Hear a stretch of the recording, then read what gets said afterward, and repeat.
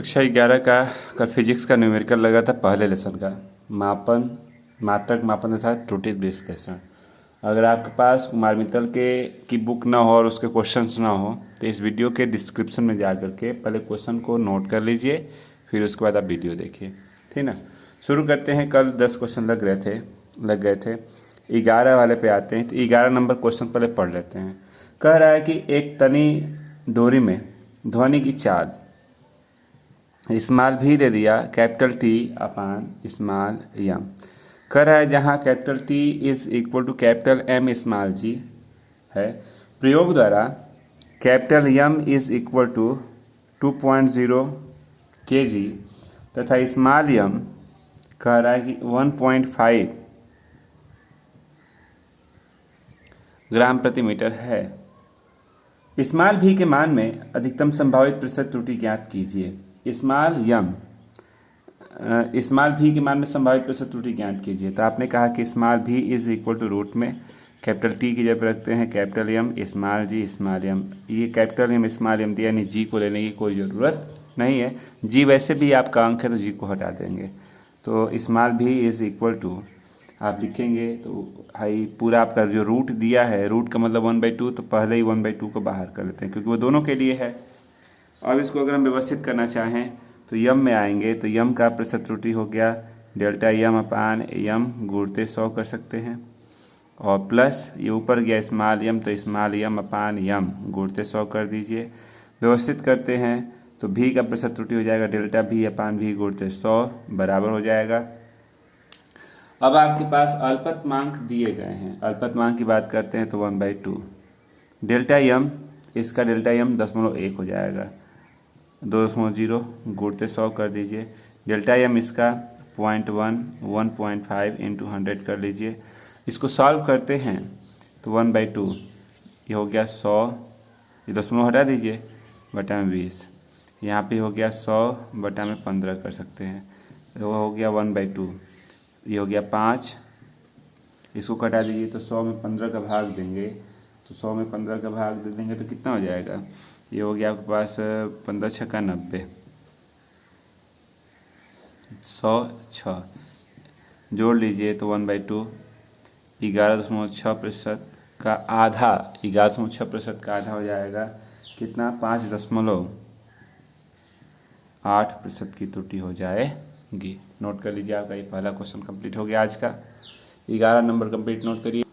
चलिए 12 नंबर पे चलते हैं। एक प्रयोग में स्मॉल ए की वैल्यू 2.154, स्मॉल बी की वैल्यू दिया है 2.0, स्मॉल सी की वैल्यू आपको दिया गया है 0.368।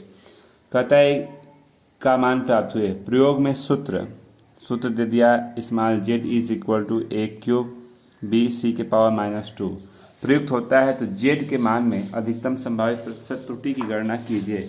अधिकतम संभावित प्रतिशत त्रुटि का मतलब अगर हम इसकी बात करते हैं तो Z delta z upon Z गुणते 100। ये जो पावर 3 है वो पहले आ जाता है, डेल्टा ए गुणते 100 कर सकते हैं। बी पे आते हैं डेल्टा बी गुणते 100 कर सकते हैं। ये पावर माइनस है तो माइनस माइनस प्लस हो जाए, अधिकतम की बात करें तो प्लस में हो जाएगा डेल्टा सी और ये इंटू 100 कर दीजिए। चलिए मान रखते हैं 3 डेल्टा ए, इसका जो अल्पतमांक 0.001 2.154 गुणते 100 करिए। डेल्टा बी 0.1 2.0 गुणते 100 कर सकते हैं। 2 डेल्टा सी यानी 0.001 03688 आप नीचे कर सकते हैं और इंटू 100 कर लीजिए तो ये हो गया 300 2154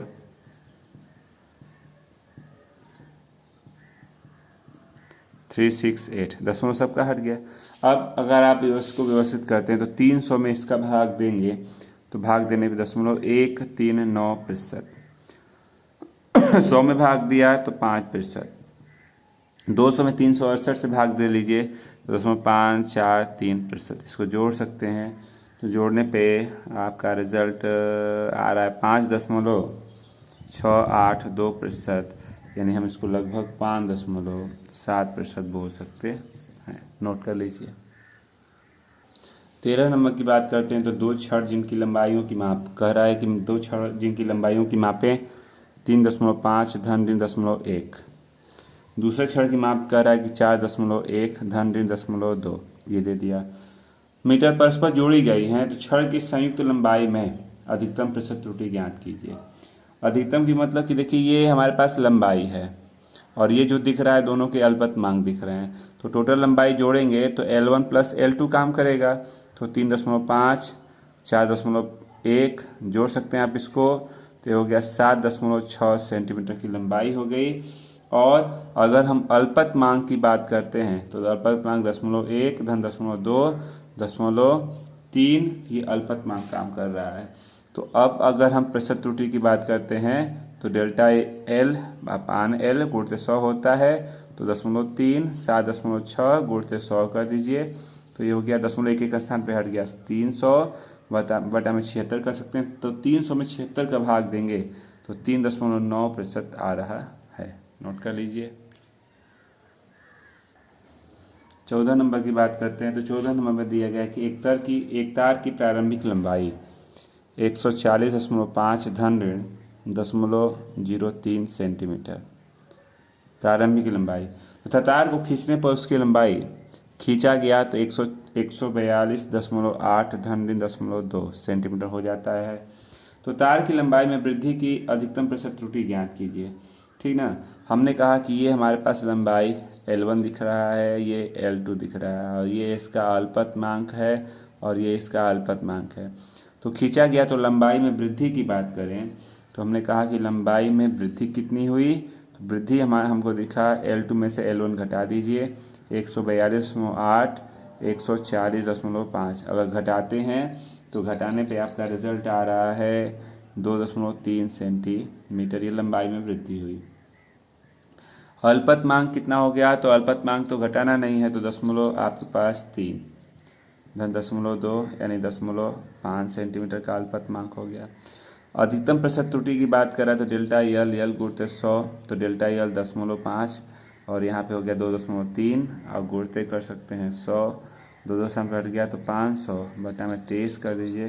500 से 500 का 23 में भाग देंगे तो आपके पास रिजल्ट आ रहा है 21.74% का प्रतिशत त्रुटि होगा, नोट कर लीजिए। देखिए 15 नंबर दिया गया है कि एक गोले की त्रिज्या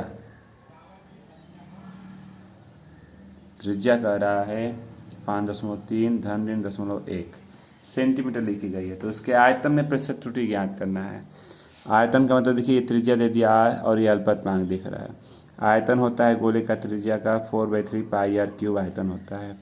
तो आयतन का प्रतिशत त्रुटि लेंगे तो इतना, और ये 4/3 पाई अंक हटा दीजिए, जो घात होता है वो पहले आता है, डेल्टा R अपान R गुणित 100 कर लीजिए, तो हो गया 3.1 5.3 गुणित 100 कर सकते हैं। 0.1 के स्थान पे हट गया 100 यानी 300, 300 में आप 53 का भाग दे दीजिए, तो 300 में 53 का भाग देंगे तो 5.66% यानी लगभग 5.7% बोल सकते हैं, नोट कर लीजिए।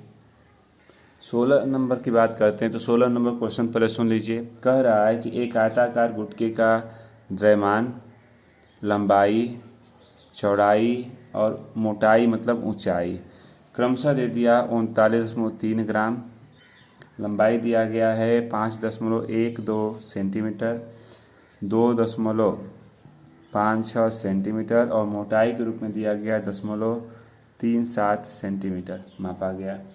गुटके के पदार्थ के घनत्व ज्ञात करने में अधिकतम संभावित प्रतिशत त्रुटि ज्ञात कीजिए।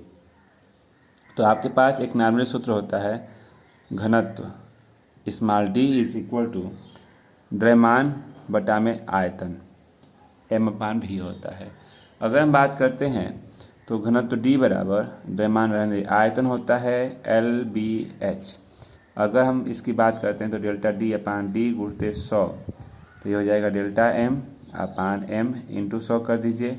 ये ऊपर जाएंगे तो माइनस के साथ जाएंगे, अधिकतम की बात कर रहा है तो सब पावर धनात्मक लेते हैं, तो ये हो जाएगा डेल्टा L/L गुणित 100 कर दीजिए और ये हो गया डेल्टा B/V गुणित 100 कर सकते हैं। और यहाँ हो जाएगा डेल्टा एच अपान एच गुणते 100 कर लेते हैं। चलिए हल कर लेते हैं डेल्टा एम। इसका अल्पतमांक हमको दिख रहा है डेल्टा एम 0.1 39.3 गुणते 100 कर लेते हैं। डेल्टा यल 0.01 5.120। डेल्टा बी वो भी दिखा 0.01 तो 2.56 गुणते 100 कर लीजिए। Delta H 0.01 0.37 गुणते 100। सब में 0.1 का स्थान पे हट गया, ऊपर हो गया 100 393, ये हो गया 100 512, ये हो गया 100 256, ये हो गया 100 और ये हो गया 37। चलिए 100 में 393 से भाग देते हैं तो 0.254%। 100 में 512 से भाग दे दीजिए तो 0.195%। इसको भाग देते हैं 100 में 256 से तो 0.39%। 37 से भाग देते हैं तो 2.70%। जोड़ दीजिए इसको, हम अगर रफ पे जोड़ते हैं तो 3.54% की क्या हो जाएगी, त्रुटि हो जाएगी। नोट कर लीजिए इसको आप। 17 नंबर आपके सामने दिया गया है, यस के रूप में एक सूत्र है। ए 1%, बी 2%, सी 3% दिया गया है।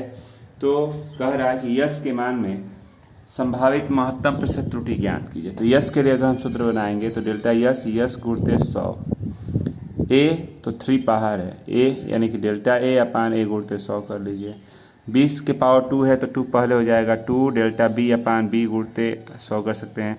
सी ऊपर गया, पावर कुछ नहीं है तो आप इसको ऐसे लिख लें 3 डेल्टा ए। ये पूरा रिजल्ट हमको दिया गया 1%, बी वाला 2% और सी वाला 3%।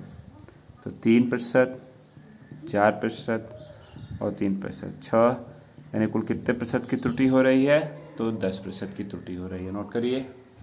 18 नंबर आपके सामने है। एस के लिए फार्मूला दिया गया है, ए 4%, बी 2, सी 3 और डी 1% है।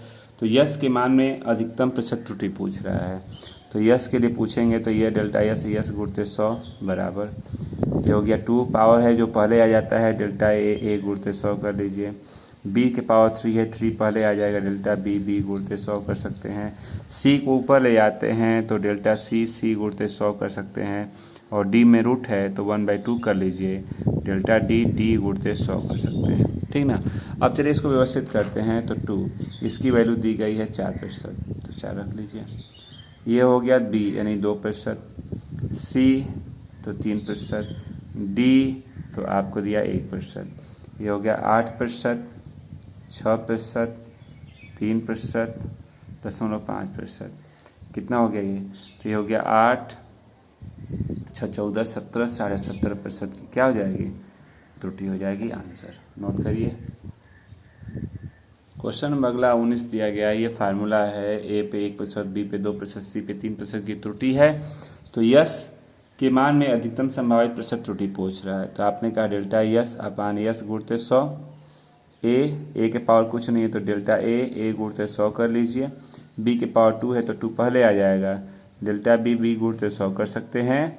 और सी के पावर 3 है तो डेल्टा सी इंटू 100 कर सकते हैं। चलिए हल करते हैं। इसका मान दिया गया 1%,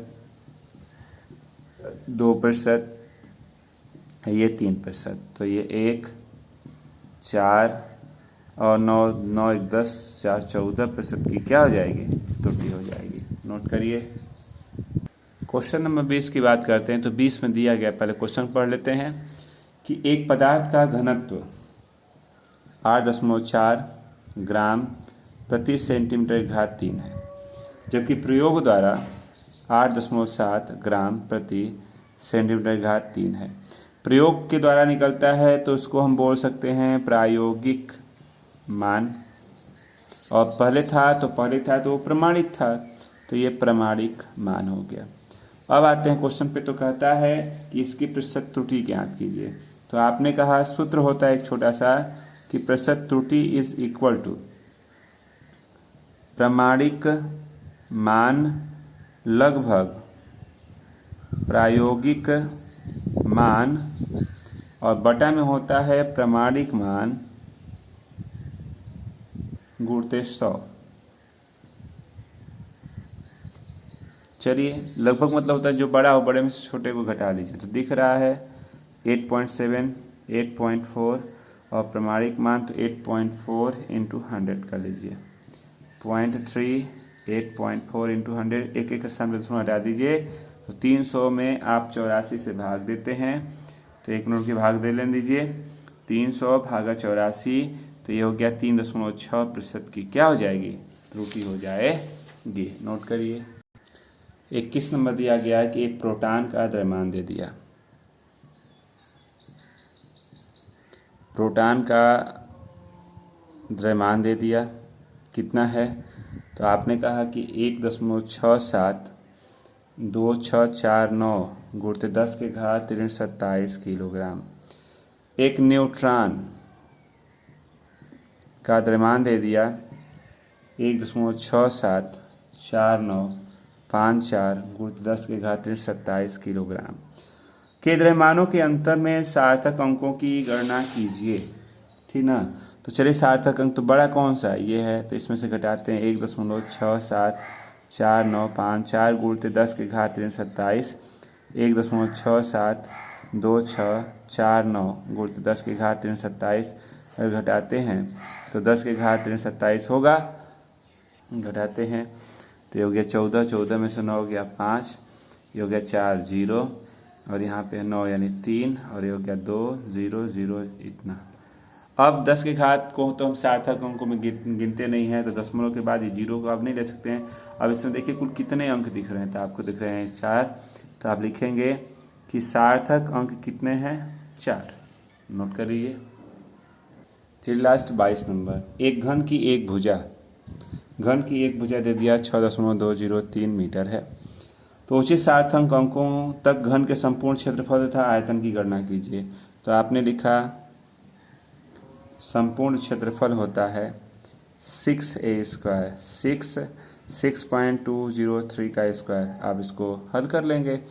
आयतन की बात करते हैं तो आयतन होता है 1 के घात 3, 6.203 के घात 3, हल कर लीजिएगा, जो आएगा वही आपका आंसर हो जाएगा। बस आज के लिए इतना ही। ये आपका पहला मात्रक मापन और त्रुटि विश्लेषण आपका पहला कंप्लीट हो गया। कुछ नए क्वेश्चन इसके अगर अंकित मिलते हैं तो आप इसके डिस्क्रिप्शन में ज़रूर देखिएगा, कुछ क्वेश्चंस रहेंगे, आप उसको नोट कर लीजिएगा। कुछ एक्स्ट्रा क्वेश्चन होंगे, आप उसको ज़रूर प्रैक्टिस करिएगा, जो कुछ फंस जाएगा बाद में आप उसको पूछ सकते हैं। बस रहने दीजिए।